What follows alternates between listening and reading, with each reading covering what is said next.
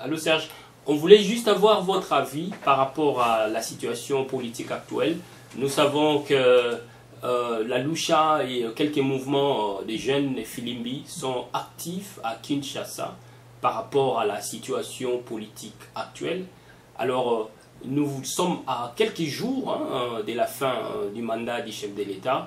Votre campagne, depuis la création de votre mouvement, vous militez pour l'instauration de la démocratie et pour le respect de la Constitution, et dans plusieurs de vos déclarations, campagnes et points de presse, vous insistez sur la fin du mandat des chefs de l'État, les non-glissements, le respect de la Constitution.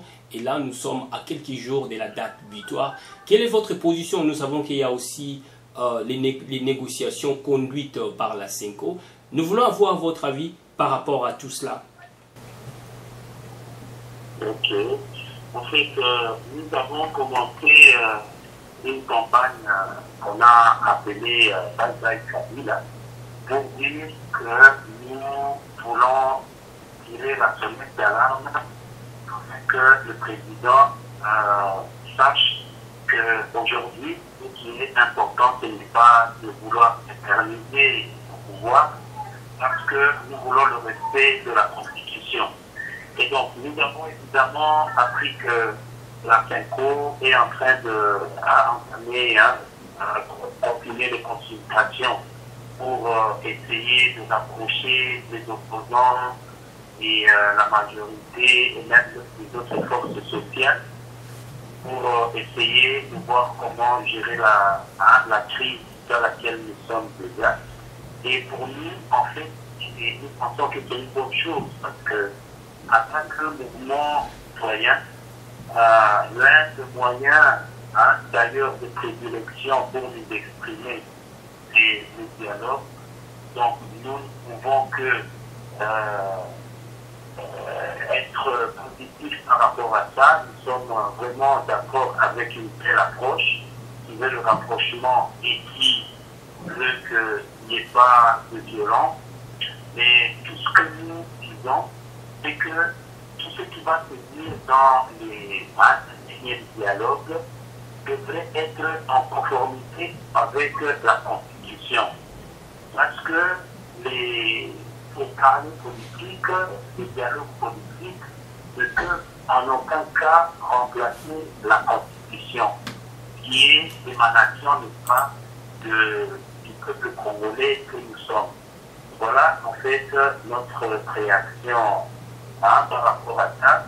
Et donc j'étais en train de rappeler que notre campagne Bye Bye Kabila est en train de aussi d'appeler la population à ce qu'on puisse tous se mobiliser.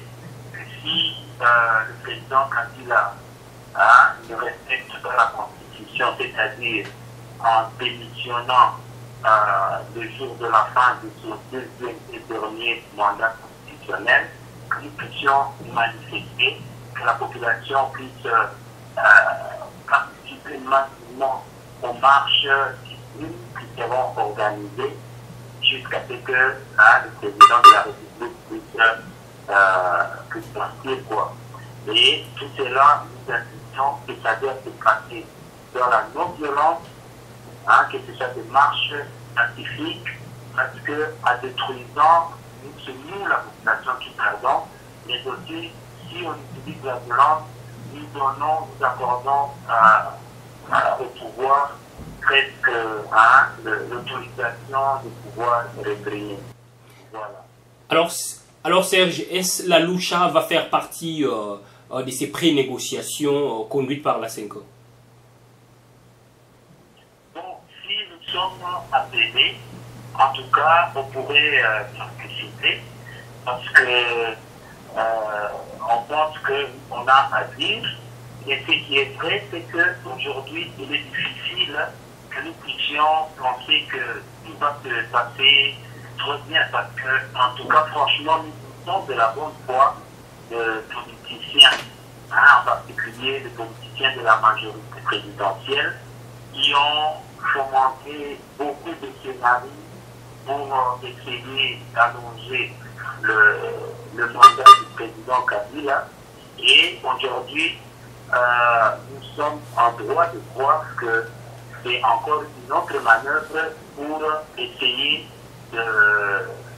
d'allonger, de prolonger ce mandat du président de la République. Mais quand cela ne tient, on peut leur accorder le bénéfice du doute.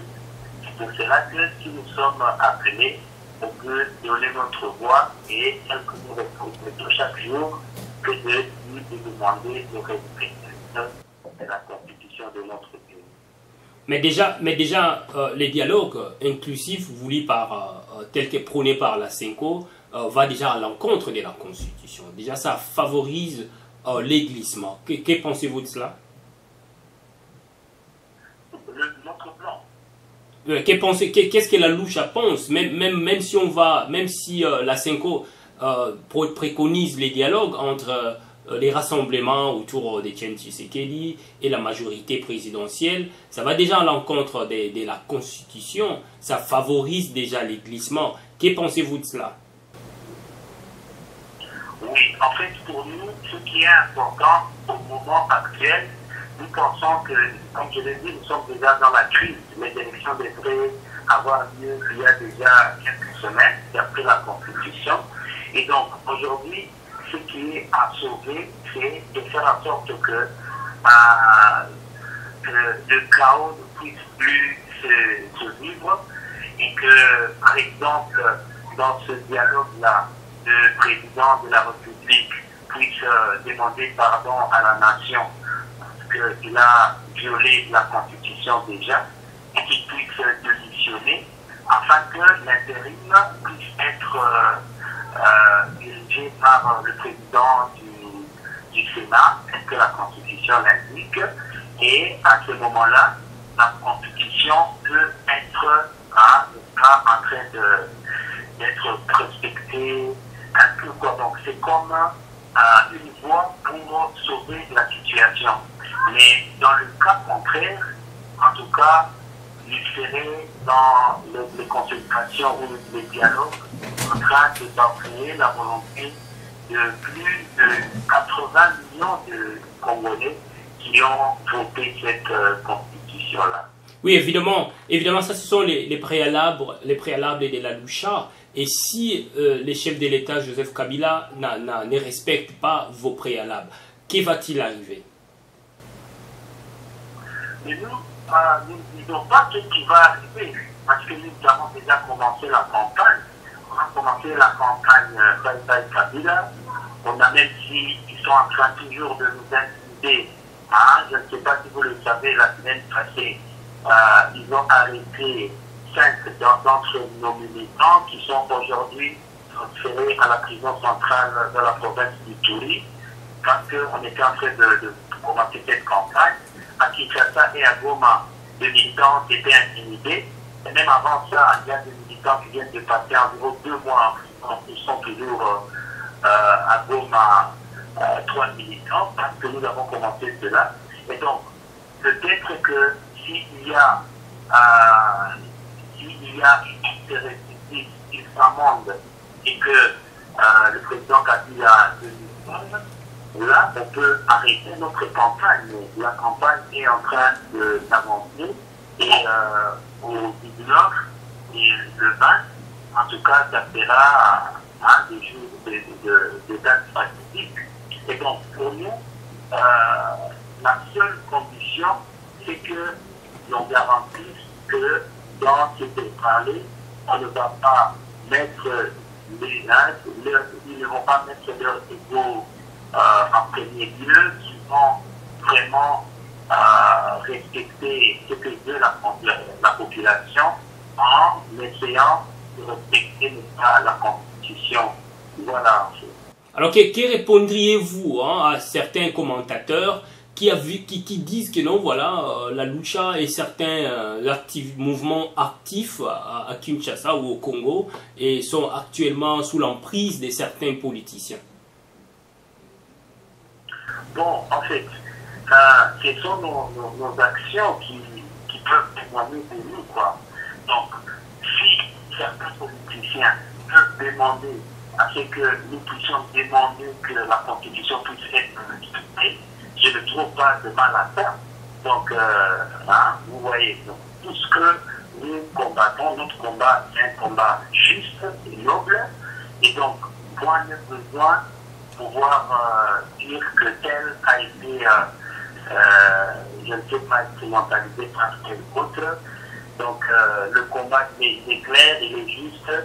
C'est simplement que peut-être certaines personnes qui trouvent que leurs intérêts sont menacés et qui profitent exactement de la situation chaotique actuelle, c'est plutôt ces genres de personnes qui peuvent se sentir gênées et dire n'importe quoi par rapport au mouvement.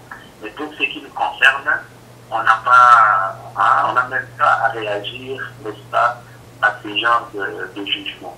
Donc vous confirmez votre marche pacifique du 19 décembre. Exactement, le 19, le 20, jusqu'à ce que le président de la République puisse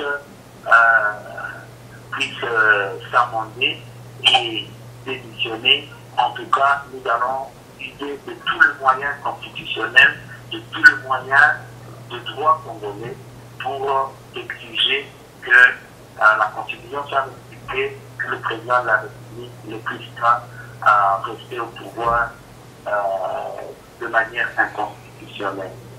Merci.